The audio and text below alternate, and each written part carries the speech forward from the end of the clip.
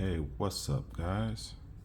Bringing another action figure review to you, and I did not get around to reviewing this figure. I had this figure since last month, but I've been crazy busy, so I've been I've been falling behind. I've been falling behind. There's another figure that I haven't reviewed yet, but yeah, like the old saying goes, right? Better late than never. So this is the Marvel Legends Retro Series card, Loki. And this is a figure I didn't ever think I was going to collect. I always needed a Loki in my collection, and this is it. And I'm so glad that I got him. He is the first Loki in my collection. It's funny because way back, way back, when the MCU was booming, I was gonna get the what's his name again? Tom Hiddleston. I was gonna get the MCU version of Loki instead of the comic book version. And back then, at that time, I don't know if Marvel Legends even released the comic book version yet, because I know that there's another version before this one. Yeah, I mean, you know, Loki was never really high on my list, I will admit, but I do know that I needed him in my collection. And years later, and here we are. I finally have Loki in my collection. So let's get into the review. So he comes with his twin daggers, as you can see down there. He comes in a box. You got the Marvel sign in the top left corner. Got ages 4 plus. You got Loki right there. Apologize if you hear my son in the background. He's waking up. And you got the nice Loki art right there. So you got Loki on the back here, the back of the box. Got the Marvel sign again. And got Loki right there. And you got the read up right there. Loki envies his brother Thor and plots to take their father's throne for himself. And then you got it in other languages. You got Hasbro Marvel down there. Got all the legalities. You got the barcode as well. And that's about it for the packaging of Loki. And so I'm excited to get into this review. So I'm going to get Loki out of the packaging, and that's what we're going to do. We're going to get into the review. And here's Loki out of the packaging. And I love this figure. This figure is excellent to me. I love it. So he comes with his twin daggers.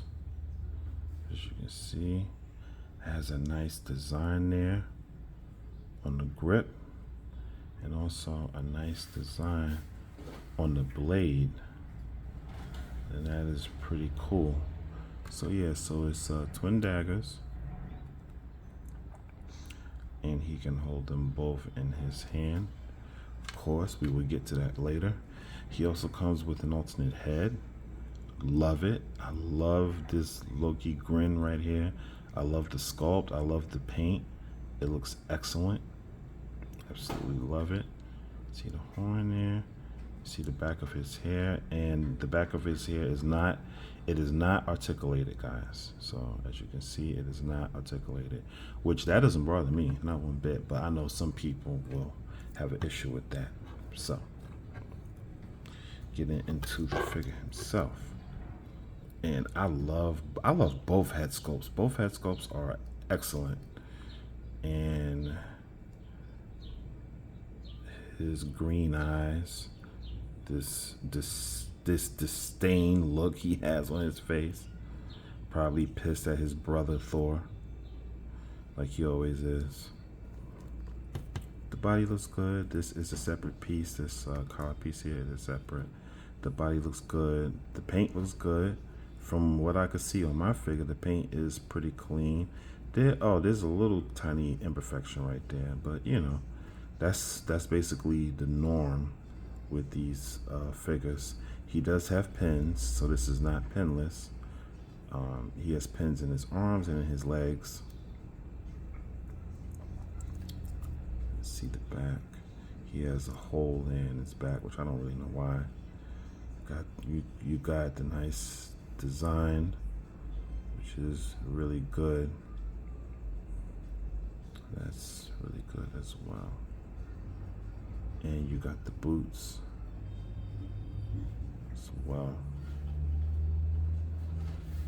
You got the greens and the yellow. You got the belt. You got the gloves. It's all pretty simple. But very effective. My son is playing with his toys in the background. Apologize, y'all, but you know how it is when you have kids. Yes, like I said, very simple but very effective. So let's get into articulation. So his head can go to the left and to the right. It can go all the way around. Has that big ball joint. It can look up a very good amount. Does have some gappage there. He can look down about that much. And he has a lot of attitude. He also has a separate neck joint as well. So let's see if I can move that around. Oh, he also could shift like a power driver. And he does have a separate neck joint that you can move around as well. I'm trying to get it on camera. But yeah, you can move that neck joint around as well. And like I said, his hair is not articulated. You could stretch out the arms about that much. You can fully rotate his arms. He does have an upper bicep swivel, doubly jointed elbows, full wrist and hinge rotation. He can crunch back about that much. He can crunch forward about that much. He does have a lower waist swivel, which can go all the way around 360 if you so choose. And because of this ab area, there's like no diaphragm cut or nothing there. He can split out about that much.